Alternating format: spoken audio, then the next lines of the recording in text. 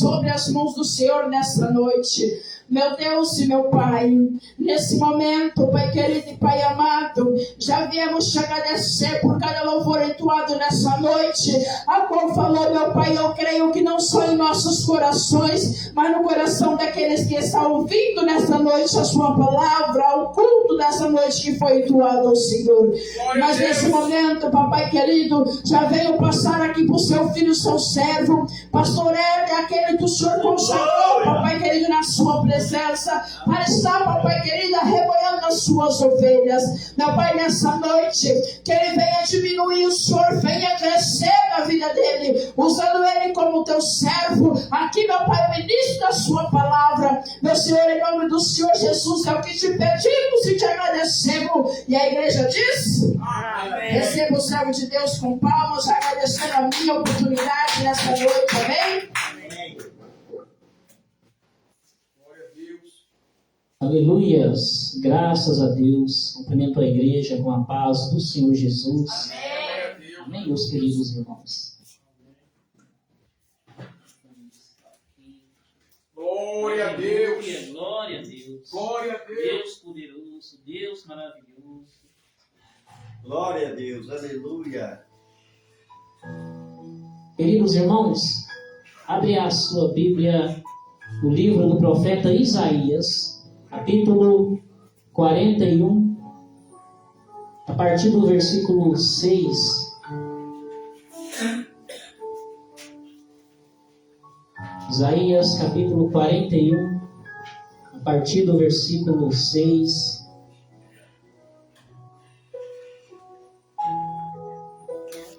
Isaías 41, versículo 6. Deus tem uma palavra poderosa ao meu coração nessa noite. Aleluias. Amém? Amém. E na minha Bíblia vai dizer assim: um ao outro ajudou, e ao seu irmão disse: esforça-te.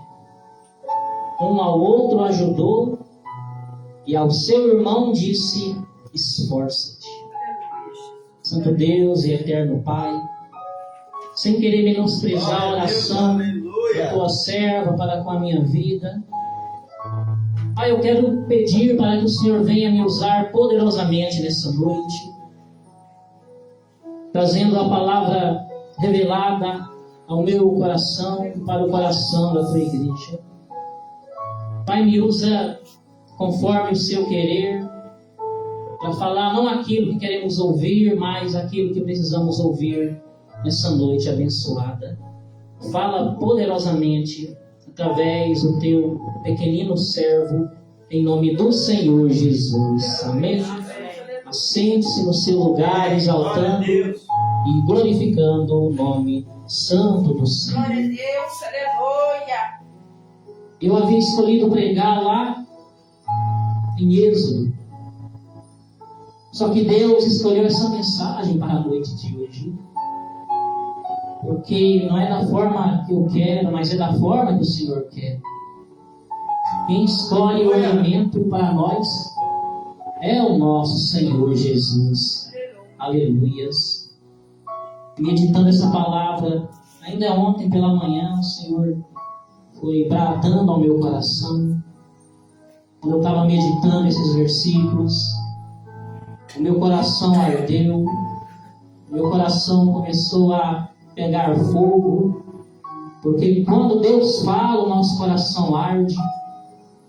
Quando Deus fala, nós somos tocados por aquilo que sai da boca de Deus, que é a palavra de Deus. Aleluia. E aqui o Senhor fala tanto para você como para mim, no versículo 6. Um ao outro ajudou, e ao seu irmão disse: esforça-te. Aqui nós podemos ver que nós precisamos da ajuda uns dos outros. Eu preciso da tua ajuda, você precisa da minha ajuda, e assim nós nos ajudamos uns aos outros. É claro que tem pessoas que elas querem a ajuda desse, daquele, mas ela mesma não tem disposição para ajudar ninguém. Isso daí é um erro, meus irmãos. E aqui ele prossegue dizendo, né? E ao seu irmão disse, esforça-te. E essa palavra ela ardeu bastante o meu coração, porque aqui o Senhor fala tanto para você e para mim, nos esforçarmos. Tem pessoas que querem a bênção, quer um milagre, quer a libertação do ente querido, mas por outro lado não quer se esforçar. É verdade. Não quer pagar preço, não quer se esforçar no jejum, não quer se esforçar na oração, não quer se esforçar em fazer uma campanha sem quebrá-la. Como eu vou receber algo da parte de Deus se eu não me esforço para receber? Tem pessoas que querem o batismo no Espírito Santo, mas não se esforça. Não se esforça para guardar o coração. Não se esforça para fugir do pecado. Não se esforça para obedecer a palavra do Senhor. Jesus falou que o reino dos céus é para aquele que se esforça. Se eu quero ter um bom emprego, eu tenho que me esforçar na escola. Se eu quero manter uma boa relação dentro do meu casamento, eu tenho que me esforçar, sendo fiel ao meu cônjuge. E se eu quero ser salvo, eu também tenho que me esforçar em obedecer a palavra do Senhor, porque o reino do Senhor é daquele que se esforça. Aleluia! Se por outro lado eu faço o corpo mole, se por outro lado eu procuro ser frouxo, eu vou parar pelo caminho.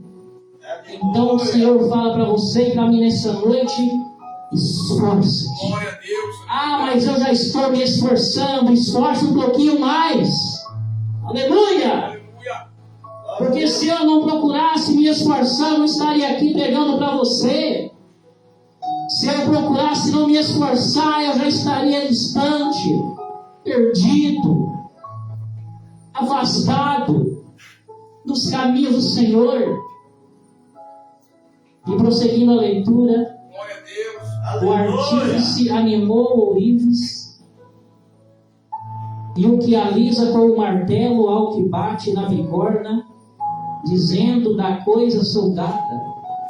Boa é, então, com pregos afirma, para que não venha mover-se. Aqui Deus fala sobre a idolatria. Era um dos grandes pecados do povo no passado. Idolatria. O povo tinha a tendência a inclinar-se para as imagens e estruturas, para os deuses falsos. E hoje não é diferente, porque muitos ainda são idólatras. Só que no meu entender hoje está pior do que no passado, porque hoje muitos têm idolatrado as imagens e as estruturas, os ídolos inúteis. Só que eles também adoram homens. Aleluia! Eles adoram seres humanos e carne e osso.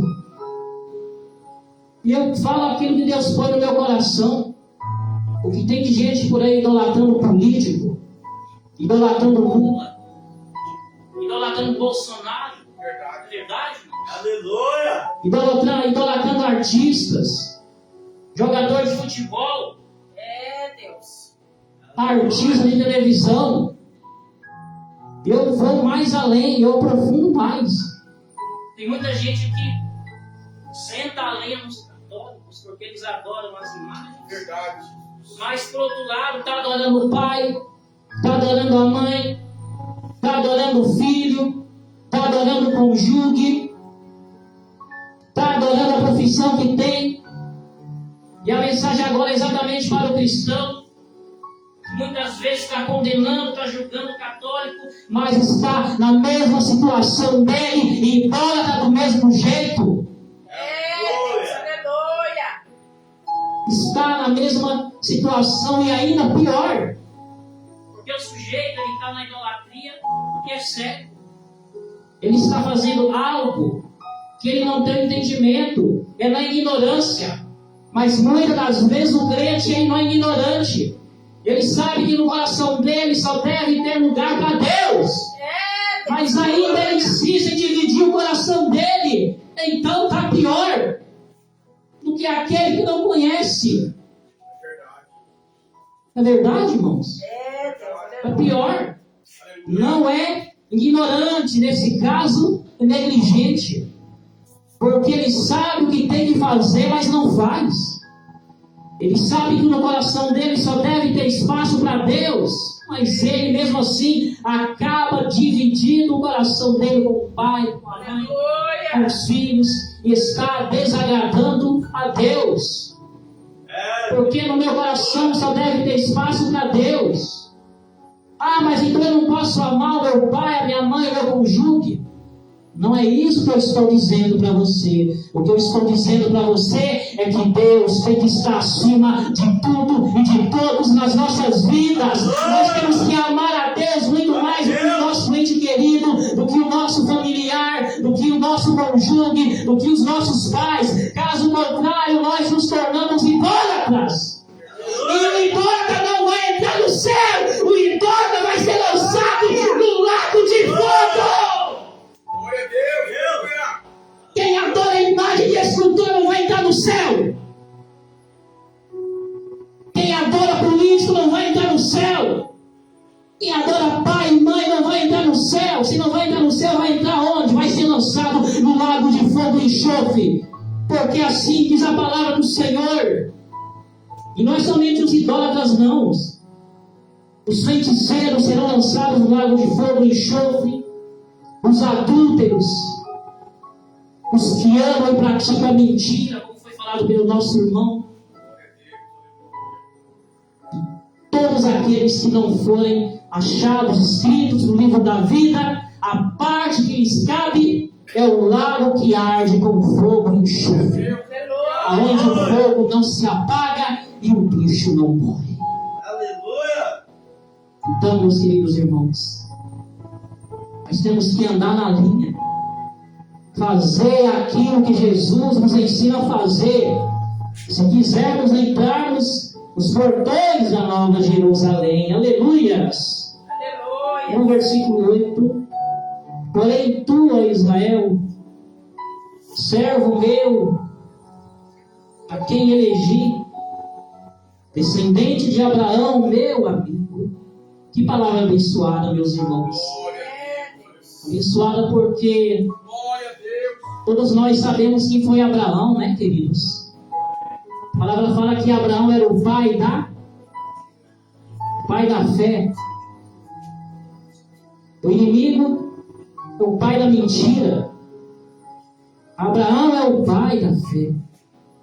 E o Senhor Jesus aqui, ele fala na palavra, né, a quem elegi, descendente de Abraão, meu amigo.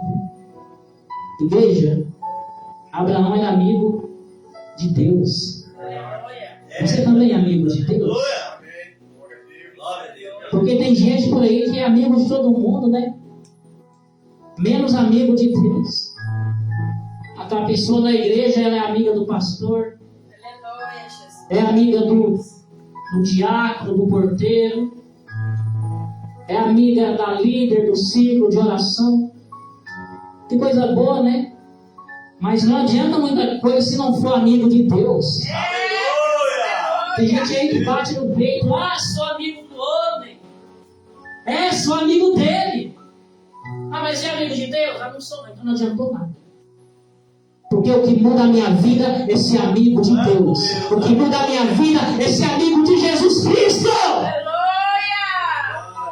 Tem gente que acha bom ser meu amigo. Eu também acho bom. Porque eu prefiro ter amigos do que inimigos. Aliás, como seria mais leve se todos nós tivéssemos apenas amigos, não é verdade, irmãos?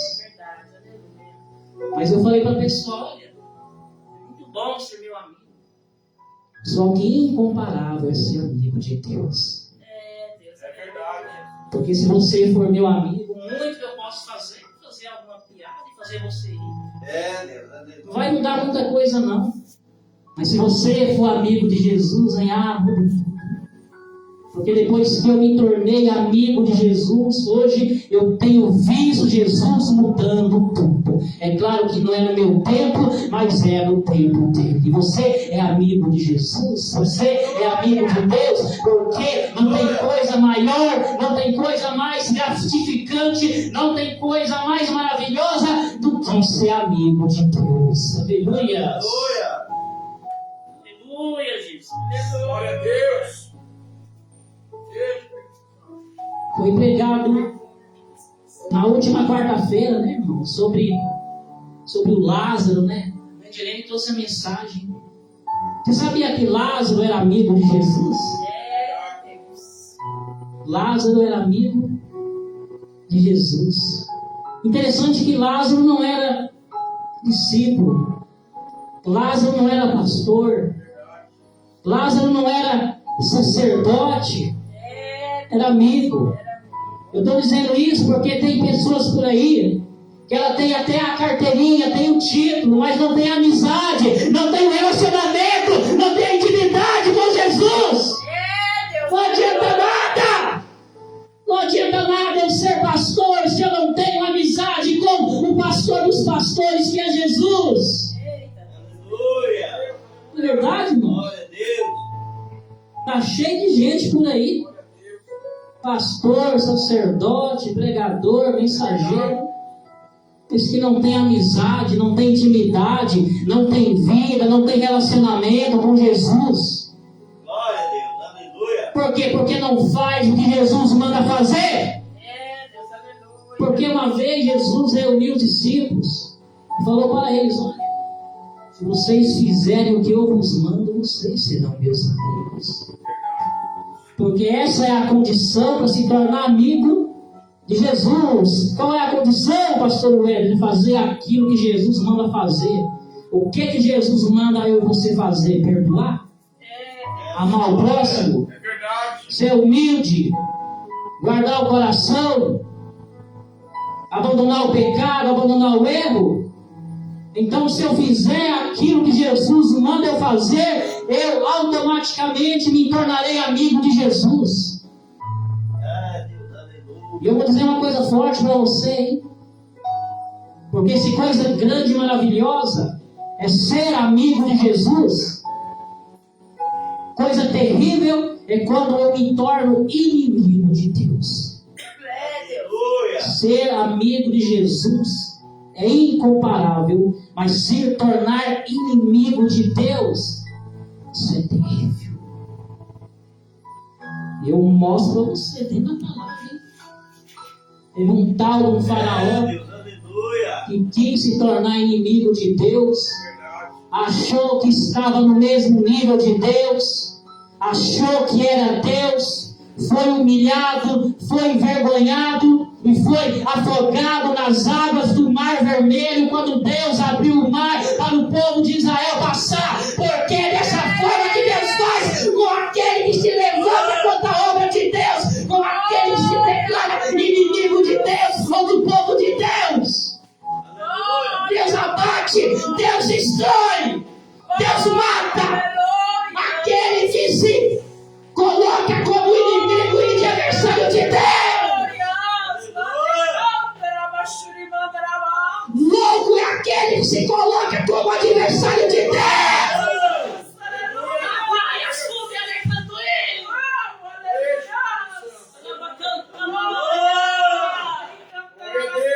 Louco é aquele que se coloca como adversário de Deus ou da obra de Deus.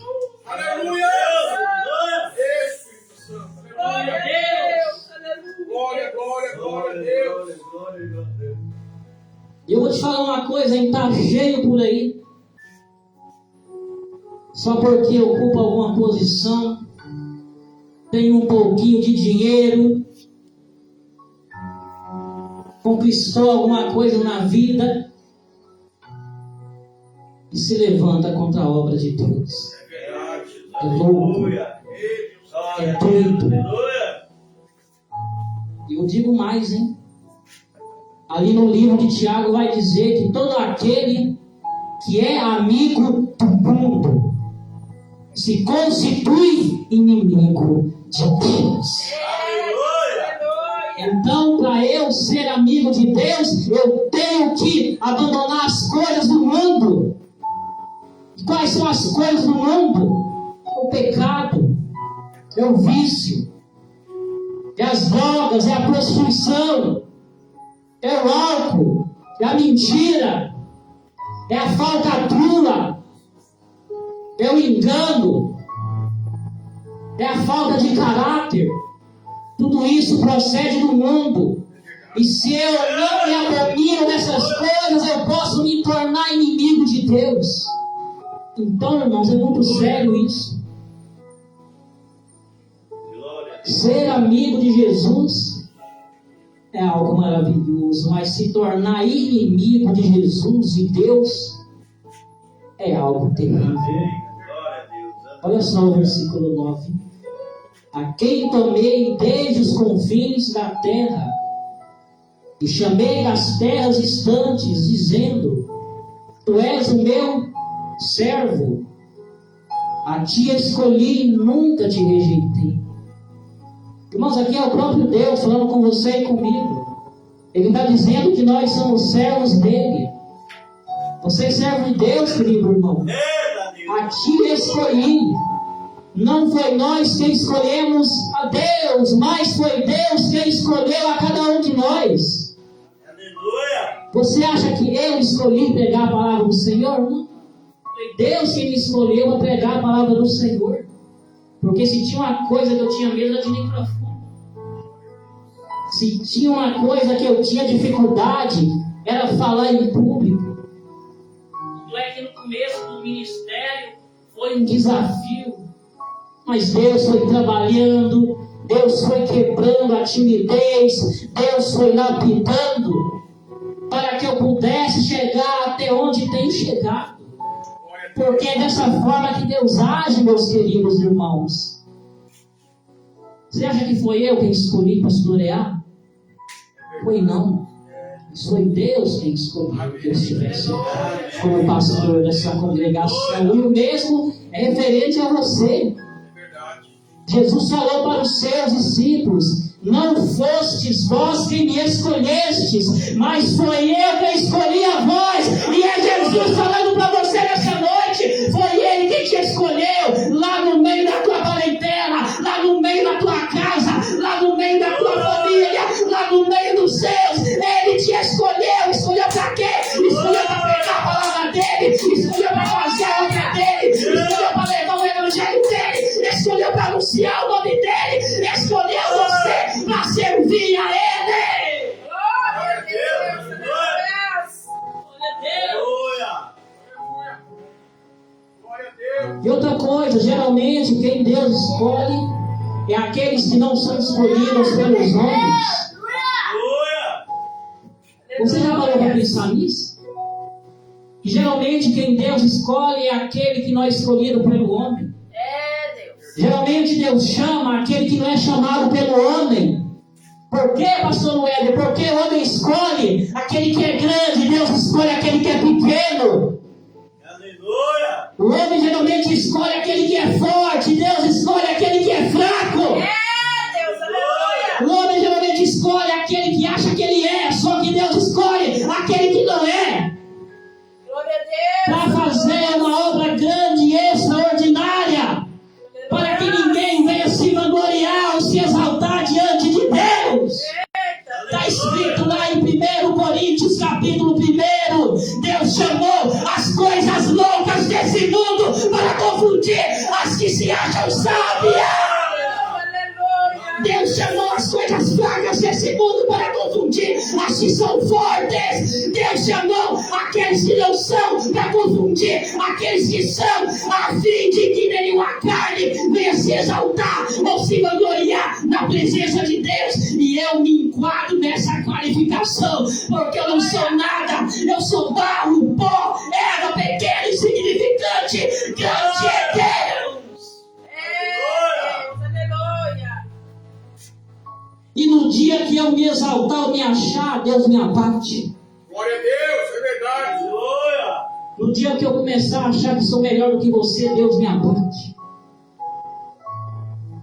No dia que eu achar que sou alguma coisa, Deus me abate. Porque a palavra fala que Deus abate o soberbo, o arrogante. Mas que por outro lado, Deus exalta os humildes. Inclusive foi a mensagem que o Senhor me deu hoje nessa manhã. Mandei irmão Valdomiro. Amém. Você quer ser exaltado por Deus? Se humilha diante dele. Porque quanto mais você se humilha diante de Deus, mais Deus te exalta, mais Deus faz você crescer, mais Deus destaca você, o seu ministério, aonde você trabalha, e principalmente quando você faz a vontade de Deus. Glória a Deus. Aleluia! Aleluia. Glória a Deus! Dessa forma, irmãos, Deus, Ele abate os orgulhosos, os soberbos. E o que tem de pessoas aí sendo abatidas porque são orgulhosas, porque são vaidosas. É por isso que Jesus nos ensina a ser humilde, porque nós temos a tendência exatamente de querer se exaltar, de querer se engrandecer, por causa da nossa carne, essa natureza caída e pecaminosa. Jesus nos ensina a se humilhar, porque a tendência do ser humano é se exaltar mesmo, é se envaidecer, é se engrandecer. Então, irmãos, Deus, Ele escolhe aqueles que muitas das vezes não são escolhidos pelo homem, e geralmente Deus escolhe os pequenos. Você quer ver uma coisa? Davi era pequeno, Davi não se achava grande, Davi não se achava o cara, Davi não se achava o tal. Tanto é que nos Salmos as coisas que mais Davi falava para Deus era em tom de humildade, de pequenez, de diminuição da presença de Deus. Por quê? Porque o coração dele era humilde, e por essa humildade Deus colocou algo muito grande nas mãos de Davi, que foi o reino de Israel. Porque para Deus colocar algo grande na minha vida, eu tenho que reconhecer a minha pequenez, eu tenho que me humilhar aos pés de Cristo, eu tenho que reconhecer que eu não sou nada sem Ele, que eu não posso nada sem Ele. Eu tenho que ser humilde, eu tenho que me humilhar na presença dEle. Deus não coloca coisa grande na vida daquele que acha que é grande. Por quê? Porque é colocar e é Ele tocando a glória de Deus. E se tem uma coisa que Deus não aceita, é que ninguém venha tocar na glória dele. Deus não aceita com que o pregador toque na glória dele. Deus não aceita com que o levita toque na glória dele. Deus não aceita com que homem nenhum na face dessa terra venha tocar na glória de Deus. Aleluia. E se tocar na glória de Deus, Deus mata, Deus tira, Deus arranca, Deus abate, Deus humilha. Porque Nabucodonosor tocou na glória de Deus. Nabucodonosor se achou, se exaltou, se envaideceu. E você sabe o que Deus fez com ele? Virou um bicho, 7 anos como um bicho. Porque se achou, se engrandeceu. E é o que Deus vai fazer com esses políticos, com esses que não se prostram, com esses que não se humilham. Deus vai tirar do trono e vai humilhar, para reconhecer que grande é só Ele. Porque depois que Nabucodonosor passou 7 anos como um bicho do mar, É o tal do lobisomem. Se existe, ali fui eu. Coisa feia quando você lê na verdade. mas depois que ele viveu 7 anos na vida dele como um bicho, Você imaginou um rei pastando? Um rei tomando orvalho durante as noites? Bicho, perdeu a consciência humana. mas a palavra fala que quando ele recobrou a consciência humana, ele se humilhou para Deus. Ele reconheceu que grande é o Senhor. E infelizmente tem pessoas que só vão reconhecer a grandeza de Deus quando quebrar a cara. Infelizmente tem rei, tem presidente, tem político, tem ministro, tem autoridade que só vai reconhecer a grandeza e a soberania de Deus quando virar bicho do mato, quando ser humilhado. E Deus permite mesmo, irmãos. Ele permitiu com que Nabucodonosor virasse bicho. Então experimenta exaltar o seu coração para tu ver. Ai, o pastor Ederson exaltou meu coração. Deus falou comigo hoje. Aí se tu se exaltar diante dos meus pequeninos, eu te acato. E é verdade, irmãos. Por isso eu procuro, sabe, ter O coração despojado do orgulho, do ego, da vaidade, porque com Deus não se brinca. É verdade, irmãos? Aleluia, Jesus. Com Deus não se brinca. Com Deus deve se levar a sério. Porque o Deus leva a sério a cada um de nós. É verdade.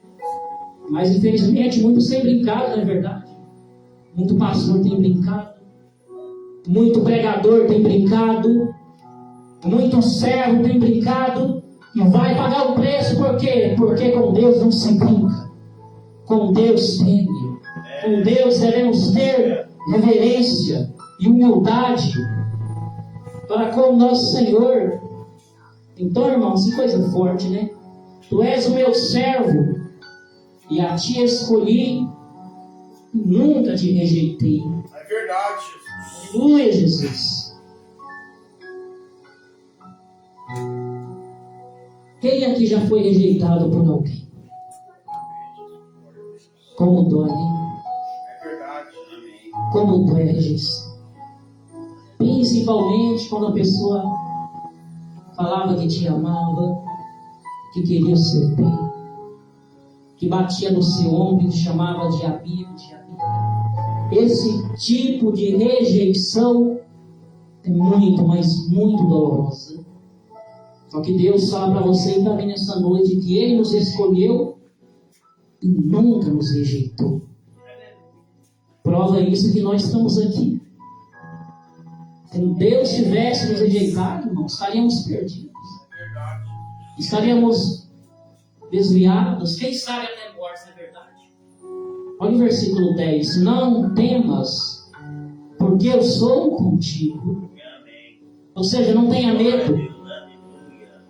A palavra temer na Bíblia é o mesmo que medo. Não temas, ou seja, não tenha medo, porque eu sou contigo.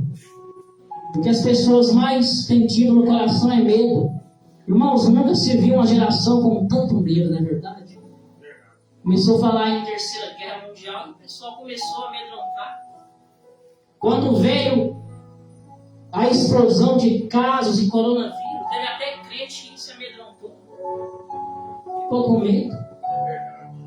Quando acontece alguma coisa terrível, A pessoa logo fica com medo. e falando entre nós, tem hora que dá medo mesmo, é verdade, irmãos. Tem hora que você passa por uma luta que aquilo causa um medo, hein? Tem hora que você passa por uma adversidade, aquilo causa um medo. Quando o médico fala, eu não posso fazer mais nada, dá um medo mesmo. Quando você se vê em meio a uma situação onde você precisa resolver o problema, mas não sabe como resolver, às vezes dá um medo. E quem sabe não é a sua situação, quem sabe eu não estou falando com alguém aqui que você está com medo, você está assustado, você está inquieto, mas Jesus está falando para você e para mim, não temas, não tenha medo, porque eu sou contigo, Ele é contigo, Jesus é contigo, aleluia! E se Deus é contigo, irmãos, a gente não pode aceitar o medo. Porque se Ele é contigo, Ele traz solução para o nosso problema. Quando Ele é conosco, Ele muda a nossa vida. Quando Ele é conosco, Ele entra na peleja, Ele entra na guerra e nos dá vitória contra a peleja, contra a guerra. Aleluia, Deus. Então o Senhor fala para você e para mim nessa noite, não temas porque eu sou contigo. Não te assombres porque eu sou o teu Deus. Eu te fortaleço. Foi falado sobre fraqueza nessa noite. Está fraco? Não está conseguindo orar? Não está conseguindo ler a palavra do Senhor? Não está conseguindo jejuar? Não está conseguindo vir na casa do Senhor? Deus está falando, irmãos, que Ele te fortalece. Fortalece através dessa palavra. Porque essa palavra, ela está fortalecendo a minha alma. Ela está fortalecendo o meu espírito. Porque não é a minha palavra, mas é a palavra que sai da boca de Deus.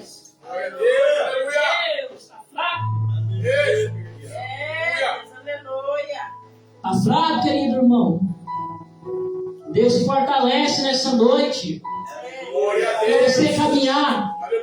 Para você prosseguir. Porque se não fosse para Deus me fortalecer em meio às minhas fraquezas, eu já teria ficado pelo caminho há muito tempo. Porque tem hora que bate o medo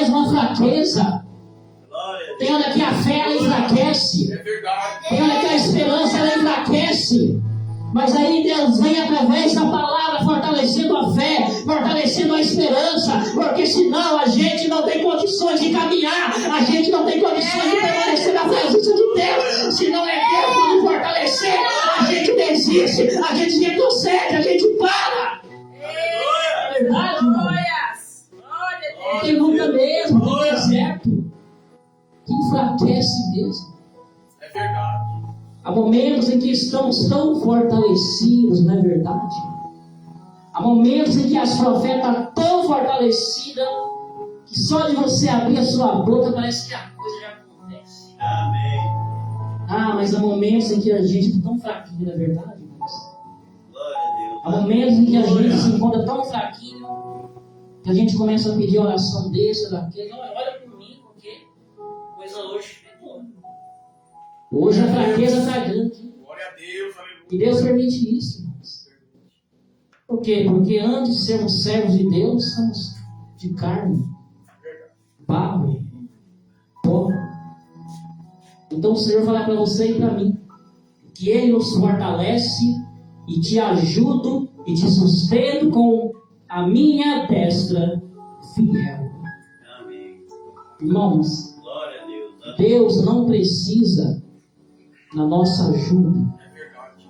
mas nós precisamos da ajuda de Deus.